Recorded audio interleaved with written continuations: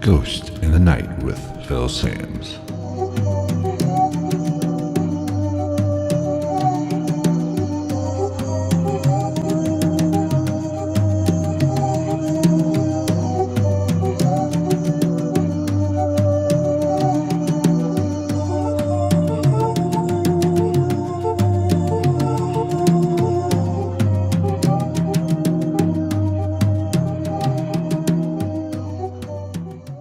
What is going on, everybody? Welcome to another episode of Ghost in the Night, a Haunting'S and Paranormal podcast. I am your host, Phil Sams, and thank you for being here. Now, in this episode, I want to do something a little different. From time to time, I want to cover certain hauntings or some of the most haunted locations in each and every state. So naturally, being out of Ohio, I want to start with Ohio. Now, I don't want to necessarily cover things that have been, there's countless amount of shows or information. I want to go to the small towns, or smaller towns, I should say, and kind of dig in there and see what's out there. Maybe we'll find something new that not a lot of people know about. So naturally, I'm not going to talk about the Ohio State Reformatory in Mansfield because it's been covered ad nauseum. Just about every paranormal show has been there and it has been overdone. So I'm going to steer clear of that one for this episode. Like I said, I want to hit the smaller towns and find something that maybe you've never heard of. So that's what we're going to cover in this episode.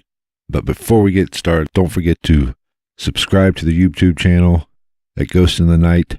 Also follow us on Twitter at night_ghost. That's where we do all the updates, any investigations, we post from there. So be sure to subscribe and leave a review or a comment on iTunes.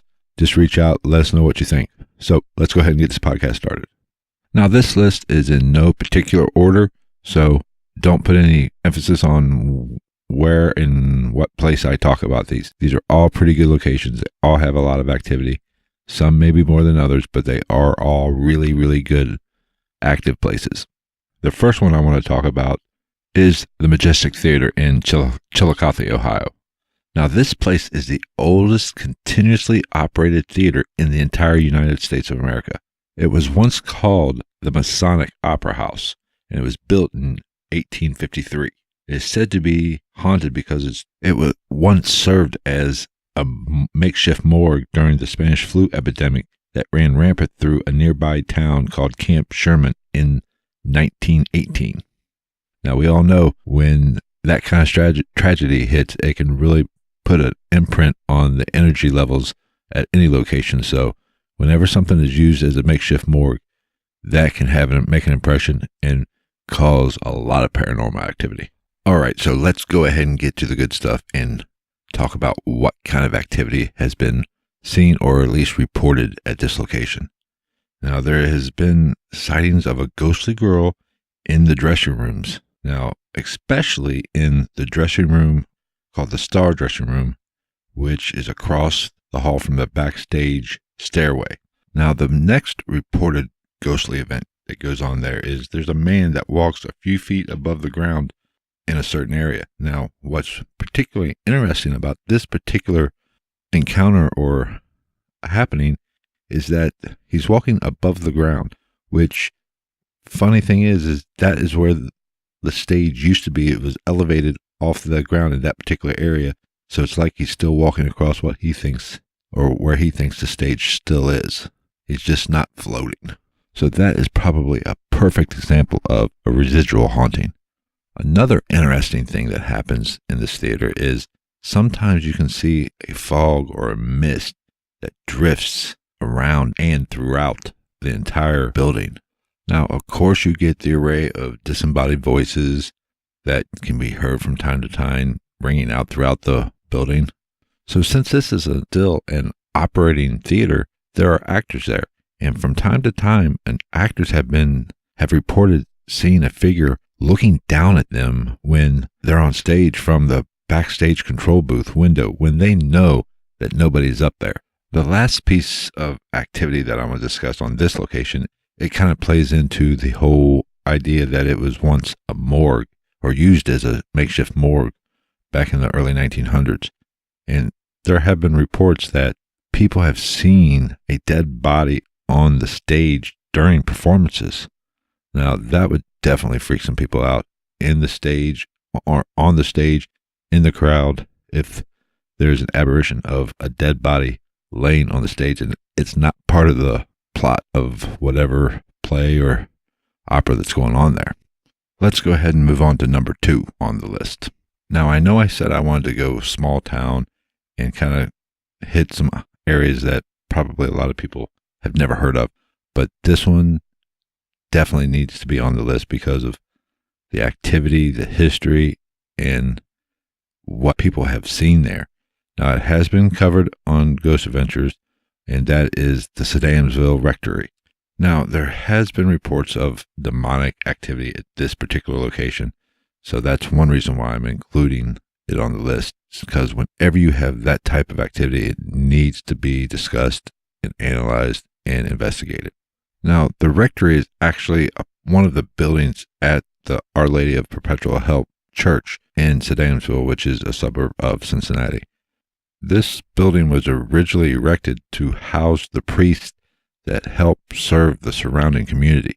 Now, I have heard stories.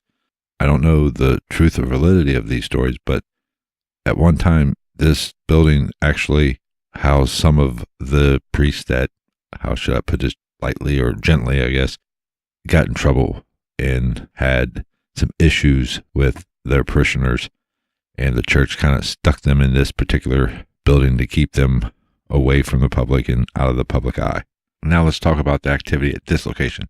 Now, if you've been on YouTube, you might have even seen this video. There's a video where somebody spent the night at the location, and I believe they were in the bed, and they had a camcorder running.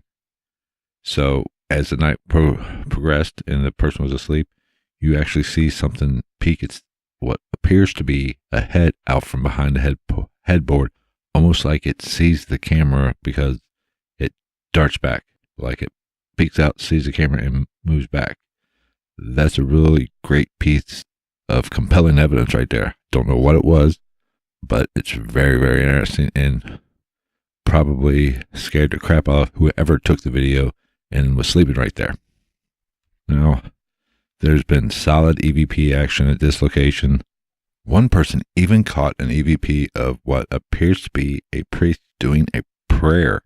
Now, what's interesting about this particular prayer, it wasn't really that understandable. You could make out some stuff, but not everything. I guess they took it to the church and had them listen to it. And what they said it sounded like to them was somebody doing a prayer in English and Latin, which was how they actually did the prayers in the early 1800s. So that's really compelling.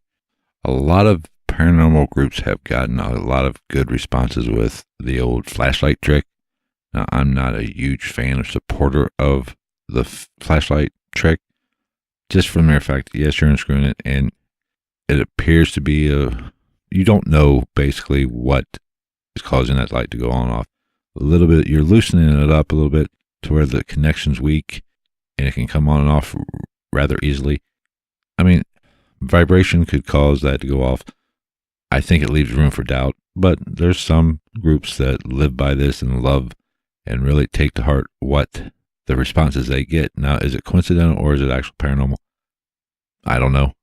I don't particularly use it on my investigations, but I'm not going to criticize anybody else for using it. I have seen some interesting flashlight sessions, so I'm not going to completely discount it, but I just don't choose to use it myself. I enjoy anytime you get actual movement of an object during an investigation. Now, there have been reports of a rocking chair actually rocking in one of the rooms. Now, this is fascinating, and it can be debunked in most cases, with floors moving or wind or whatever. But this apparently has had a rocking chair that kind of sways back and forth. So that's interesting. It's always good evidence, and it's always something to investigate. Now, this building has went through some renovations, and sometimes some of the workers that were there or the people who were doing the work at the location have had their objects or tools, moved. And show up later on down the road. That is always a possibility when you're doing renovations at a location that has activity. Odds are something's going to come up missing and possibly come back at some point, or just be moved to a different location or a different room or whatever. Now, apparently the spirits there, whatever it is, are very active, and they do enjoy the occasional scratch. There have been several investigators that have been scratched, and if you saw the episode of Ghost Adventures, they covered, I believe, the father of one of the female owner. Her father was scratched in the basement, and I believe it had some video or some still photo evidence of it. That's always interesting because, a lot of times, if you have demonic activity, it comes to scratches and it comes in forms of 3. So that's interesting. Naturally, there's been slamming doors at the location. Now, funny story, I don't know whether I heard this, where I heard this, or it might have been a YouTube video. I don't think it was on Ghost Adventures, but apparently there was a paranormal group investigating one night, and they all went, I guess there was 10 of them, if I remember correctly. There was 10 of them that went into the basement, and they were, doing a session or whatever. And they heard a ruckus upstairs, sound like somebody was kicking in the door slamming. And then they heard what they thought was gunshots. And Sedansville, if you're familiar with Cincinnati, isn't in the best part of town, so it wouldn't be surprising. I guess they kept quiet. One of the members called 911, and actually the cops showed up and found nothing out of the ordinary. Nothing had been kicked in, and apparently there was no gunplay, so that would be enough to scare the crap out of anybody. Probably put a damper on their investigation, I would say. The final location that I'm going to talk about in this episode is going to be Higginsport Elementary. Now, this place is crawling with activity, and there is some groups that have investigated this place that actually say this might be the most haunted location in the entire state of Ohio. So my curiosity level of this particular location is through the roof. I'm hoping to get out there in the very near future and kind of investigate it and experience it for myself and see what it's all about. So let's dive in a little to the history of this elementary school. Now, it's a 2-story brick structure built in the late 1800s that served about 250 kids. Now, in the early 30s, I think 30 and 32, the school was expanded where they added a gym and a cafeteria. Now, this school was an active working school in the town of Higginsport until 1987. Now, at this point of its history, it's more known for break-ins and graffiti and paranormal activity. A few years ago, police was called to the school, and they found the body of a young man who had apparently overdosed. He'd broke in and I guess shot up and unfortunately died from an overdose. This occurrence has only added to the activity at this location. One group was investigating there, and a spirit they were in communication with actually led them to an area that it turns out that's where the young man died, and they even found a syringe, which isn't too surprising with the history of the place and the break-ins, but for a spirit to take them to that exact location is curious, but who knows whom they were really talking to or communicating with. This building is notorious for footsteps. It seems like every group that investigates there hears footsteps or has a lot of footstep action. And it seems like most of the footsteps are heard in the gymnasium area, and the gym has the stage right there. So is it coming from the gym floor or the stage? I don't really know for sure.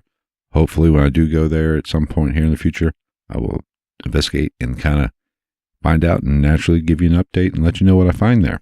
Let's see what else kind of activity do they have at this location. Naturally, you have the natural doors closing for no reason, but a lot of those windows are broken, so could be drafts. I don't know. But there are doors that close for no apparent reason. Disembodied voices, EVPs, can be caught throughout the entire building, and some people have even had rocks apparently thrown at them or in their general direction. Okay, there you have it. Those are the 3 locations for the state of Ohio that have a lot of activity. Now, if you know of other locations that have reported activity, shoot me an email at ghostinthenightpodcast@gmail.com. I'll do a little research. If you tell me the story, or if you've actually been there and done an investigation, maybe we'll have you on. We'll talk about it. But if you know of someplace, just let me know. Okay, right now I'm just going to go ahead and wrap it up. As always, give us a review on iTunes. Leave us a comment. Let us know what you think. And if you have a story you want to share, you can direct message me on Twitter. And my Twitter handle is @night_ghost, or send me an email at ghostinthenightpodcast@gmail.com. So if you've got an experience, let me know, and maybe I'll share your story or even have you on the podcast. So until next time, take care.